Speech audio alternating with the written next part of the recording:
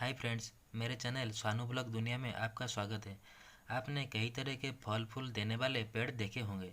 फूल अपनी खुशबू, सुगंध और खूबसूरती के लिए मशहूर होते हैं।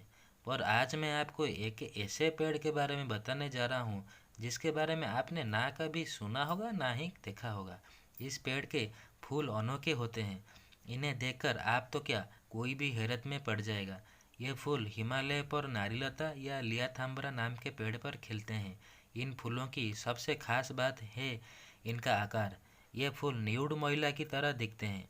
इस फूल के बारे में प्रचलित है कि यह फूल विशेष रूप से हिमालय के क्षेत्र में ही उगता है।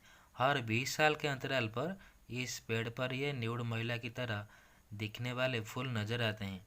लोग इस न्यूड महिला की तरह दिखने वाले फूल के बारे में अलग अलग कयास लगाते हैं। कुछ का मानना है कि ये फूल श्रीलंका और थाईलैंड में भी पाए जाते हैं, लेकिन अभी तक इस बात की पुष्टि नहीं की जा सकी है।